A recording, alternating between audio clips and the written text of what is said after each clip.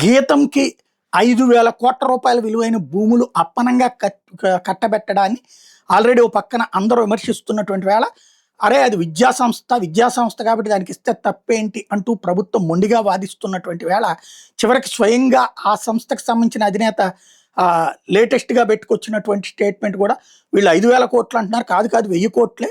ఒక ల్యాండ్లో వెంచరేస్తే కనుక అందులో 30% 35% భూభాగం కోల్పోతుంది కాబట్టి ఆ మిగిలిన దాంతో లెక్కేస్తే 1000 కోట్లే అని ఆయనే చెప్పుకొచ్చారు. అంటే 1000 కోట్లు ఫ్రీగా ఇచ్చినట్టే కదా.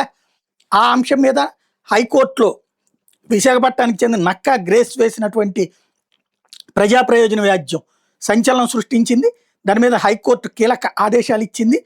2,750 అని వీళ్ళు రాశారు. 2,750 వందల కోట్ల రూపాయల విలువైన ప్రభుత్వ భూమిని గీతం కాలేజీకి దోచిపెట్టడం ఏంటంటూ వేసినటువంటి పిటిషను, ప్రభుత్వానికి సంబంధించి రాష్ట్ర చెరువు, కొండపోరంబోకు తదితర విలువైన భూముల్ని రాజకీయ ప్రయోజనాలతో గీతం కాలేజీకి దారాదత్తం చేసే ప్రయత్నం చేస్తున్నారంటూ పిటిషన్ వేసుకొచ్చారు. చిన్న చిన్న భూములను ఆక్రమించుకున్న నిరుపేదల మీద కేసులు బనాయించే ప్రభుత్వం అదే విజయలో పీకేశారు, కూల్చేశారు. అలాగే వేల కోట్ల రూపాయల ప్రభుత్వ భూములు ఆక్రమించుకుంటే వారికే దారాదత్తం చేస్తోందని పిటిషనర్ ఆరోపించారు. ప్రభుత్వం జారీ చేసిన జీవో నెంబర్ 29/1/2025 పూర్తి వ్యతిరేకంగా ప్రభుత్వం ఆక్రమించుకున్న భూములను రెగ్యులరైజేషన్ చేస్తోంది అని పిటిషనర్ తరపున జడ శ్రవణ్ కుమార్ వాదనలు వినిపించారు.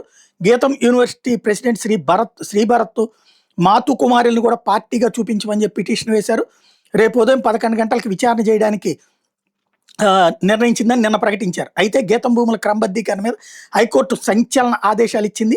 ఏ హక్కుతో భూములను బదలాయిస్తున్నారని ప్రశ్నించింది. 5,000 కోట్ల రూపాయల విలువైన ప్రభుత్వ భూములు, అది 2,750 నుంచి డిబేట్లో ఇదే వాదనలో ఇది వచ్చింది. 5,000 కోట్ల రూపాయల విలువైన ప్రభుత్వ భూముల్ని గీతం సంస్థ కట్టబెట్టడం మీద విచారణ జరిపినటువంటి సందర్భంలో అత్యంత విలువైన కొండ భూముని ఎట్లా చేస్తారన్నటువంటి ప్రశ్న హైకోర్టులోనే జడ శ్రవణ్ కుమార్ వాదించారు. రాజకీయ ప్రయోజనాలతో ప్రజలకు సంబంధించిన భూములు ప్రభుత్వం ఇష్టానుసారం కట్టబెట్టడం చట్ట వ్యతిరేకం అంటూ పిటిషనర్ వాదించారు. రాష్ట్ర ప్రభుత్వం తప్పుడు మార్గాల ద్వారా ఆక్రమించుకున్న భూములు గీతం సంస్థకు అప్పచెప్పాలని చూస్తున్నారంటూ వాదించారు. అదే సందర్భంలో ప్రభుత్వ న్యాయవాది కృష్ణారెడ్డి, గీతం యూనివర్సిటీ తరపున సీనియర్ న్యాయవాది హాజరయ్యారు. ప్రభుత్వాన్ని బ్లాక్మెయిల్ చేయడానికి ఎట్లాంటి వ్యాజ్యాలు వేస్తున్నారంటూ ప్రభుత్వ న్యాయవాది వాదించారు. 51.24 ఎకరాల భూమిని ప్రభుత్వం దారాదత్తం చేస్తుందనడానికి ఎటువంటి ఆధారాలు లేవని ప్రభుత్వ న్యాయవాది వాదించారు. చట్టపరంగానే తమకు భూమిని ప్రభుత్వం బదలాయిస్తుంది అంటూ గీతం తరపు న్యాయవాది వాదించారు. వ్యాజ్యాన్ని విచారించడానికి ఎటువంటి అర్హత లేదు కాబట్టి కొట్టేయాలని కోర్టుని అభ్యర్థించారు. వీళ్ళిద్దరూ కూడా పిటిషనర్ ఒకసారి కోర్టుకు వచ్చిన తర్వాత వ్యాజ్యాన్ని కొట్టివేయడం కుదరదని కోర్టు తేల్చి చెప్పింది. పిటిషనర్ వాదనలు విన్న తర్వాత ప్రభుత్వం దీని మీద స్పందించాల్సిన అవసరం ఉందండి. ఆక్రమణలు తొలగించలేదు, భూమిని బదలాయిస్తున్నారనే కదా పిటిషనర్ కోర్టుకు వచ్చారు. దీనిలో మీ అభ్యంతరం ఏంటంటే గీతం యూనివర్సిటీ తరపు న్యాయవాదిని ప్రశ్నించారు.